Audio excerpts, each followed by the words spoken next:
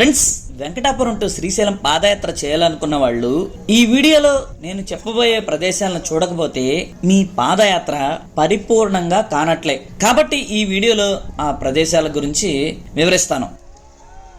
ఏదో ఈ 46 కిలోమీటర్లు నడిచేసి శ్రీశైలం చేరుకున్నాం అని కాకుండా ఈ నడకదారిలో ఈ వెంకటాపురం టు శ్రీశైలం మధ్య ఉన్న దట్టమైన నల్లమల అందాలను తనివి తీరా చూసుకుంటూ ఈ 46 కిలోమీటర్ల దారి మధ్యలో కనిపించే అనేక చారిత్రక కట్టడాలను, అంటే గుడులను, మెట్లను, బావులను, ఇలాంటి చారిత్రక కట్టడాలను, అదే విధంగా అనేక చారిత్రక విషయాలను తెలుసుకుంటూ యాత్ర ముగించండి. ఇలా మీ యాత్రను ముగించినట్లయితే ఈ అనుభవం కొన్ని సంవత్సరాలు మీకు గుర్తుండిపోతుంది.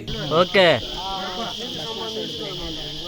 భస్మాసురుడు శివుణ్ణి భస్మ చేస్తాకి ప్రయత్నించే ఘట్టం అది అక్కడ చెక్కారు, అంతే కదా ఫ్రెండ్స్? మొదట నేను మీకు వెంకటాపురం టు శ్రీశైలం పాదయాత్రలో చూడబోయే ప్రదేశాలను ఇంట్రడ్యూస్ చేస్తాను. వెంకటాపురం నుండి నడక మొదలుపెట్టి 6 కిలోమీటర్లు నడిచిన తర్వాత మొట్టమొదట మనం చూడబోయే ప్రదేశం గోసాయికట్ట ఆంజనేయ స్వామిని. ఈ గోసాయికట్ట ఆంజనేయ స్వామిని దర్శించి నాగలూటి గ్రామం మీదుగా 9 కిలోమీటర్ల దూరంలో ఉన్న నాగలూటి వీరభద్ర స్వామి గుడిని చేరుకుంటాం. ఈ మార్గ మధ్యలో సిద్ధాపురం అనే శిథిలమైన కోట కనిపిస్తుంది. ఈ కోట అంత ఆషామాషి కోట కాదండోయ్. మేమైతే కొందరు చెంచుల సహాయంతో ఆ చుట్టుపక్కల ప్రదేశాలన్నీ ఎక్స్ప్లోర్ చేసి వాటి వివరాలను, అలాగే సిద్ధాపురం కోట శిథిలాలను చూడగలిగాం. ఈ సిద్ధాపురం కోట వీడియోను నేను ఈ వారంలోనే అప్లోడ్ చేస్తాను. మీకు ఇంట్రెస్ట్ ఉంటే ఆ వీడియోను చూడవచ్చు. ఫ్రెండ్స్, ఈ నాగలూటి వీరభద్ర స్వామి గుడి దగ్గర ఈ ఆలయ గోపురం, అలాగే శిథిలావస్థలో ఉన్న గాలి గోపురం, ఆలయ మండపాలు, మంచినీటి బావి, ఇంకా ఈ ఆలయాన్ని ఎవరు కట్టించారు, ఇంకా అనేక విషయాలను శ్రీశైలం యాత్ర 2025 అనే వీడియోలో వివరించాను. ఈ నాగలూటి వీరభద్ర స్వామి గుడి నుండి 5 నిమిషాలు నడిస్తే ఎంతో అద్భుతమైన కోనేరులను చూస్తారు. ఈ కోనేరులలోని నీరు సహజ సిద్ధంగా భూమిలో నుంచి ఉబికి పైకి వస్తుంది. ఆ కోనేరుల నుండి కొంచెం ముందుకు వెళితే ఇక అసలైన నడక మొదలవుతుంది. ఇదే నాగలూట్లి మెట్ల దారి. ఈ మెట్లను దాటి సుమారు 3 నుండి 4 కిలోమీటర్ల ముందుకు వెళితే దట్టంగా ఉండి ఆకాశంలోకి చొచ్చుకుపోయిన వెదురు అడవిలోకి అడుగు పెడతాం. ఈ ప్రదేశం చాలా అద్భుతంగా ఉంటుంది ఫ్రెండ్స్. ఇక్కడ నుండి మరింత ముందుకు వెళితే, అంటే నాగలూటి నుండి సుమారుగా 8 కిలోమీటర్ల మెట్లను ఎక్కుతూ దిగుతూ దామర్ల కుంట ఉండే ప్రాంతానికి చేరుకుంటాం. ఇప్పుడు మనకు అన్ని వాటర్ పాయింట్లు పెట్టిన వాళ్ళు ఇక్కడ ఎందుకు పెట్టలేదు? రోడ్ ఫెసిలిటీ కూడా ఉంది కదా. అంటే మధ్యలో ఈ దామర్ల కుంట నుండి 2 కిలోమీటర్ల దూరంలో మన మొదటి మజిలీ అయిన పెద్ద చెరువు ఉంటుంది.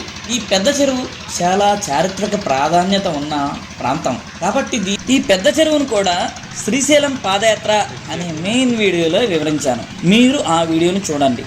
ఈ పెద్ద చెరువు నుండి సుమారుగా 2 కిలోమీటర్లు నడిస్తే భైరవుని మెట్ల మార్గాన్ని చేరుకుంటాం. అక్కడ ఉన్న భైరవునికి మొక్కి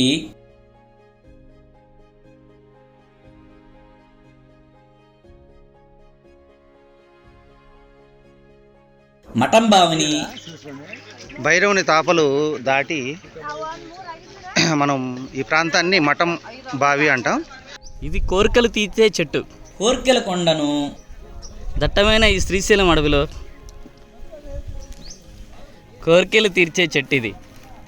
కత్తుల కొండలో కత్తులు చూడు. కత్తుల కొండ మీదుగా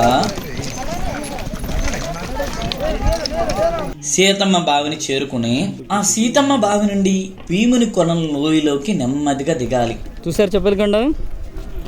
ఇదే చెప్పలకొండ, మొత్తం కింద వరకు ఉంటాయి చెప్పులు. అంటే పెద్ద చెరువు నుండి భీముని కొలను సుమారుగా 9 కిలోమీటర్ల దూరంలో ఉంటుంది.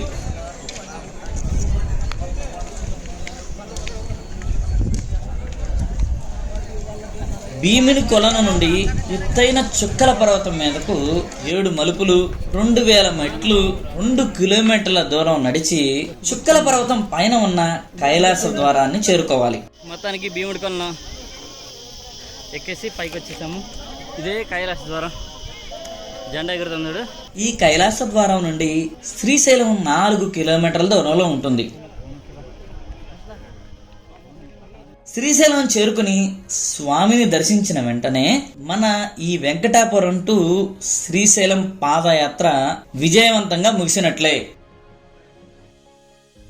ఫ్రెండ్స్, మీకు నేను ఇప్పటి వరకు చెప్పిన ఈ ప్రదేశాలన్నీ అంటే వెంకటాపురం నుంచి శ్రీశైలం పాదయాత్రలో చూడవలసిన వీటికి సంబంధించిన చరిత్రతో సహా పూర్తి వివరాలను శ్రీశైలం పాదయాత్ర 2025 అనే వీడియోలో క్లుప్తంగా వివరించాను.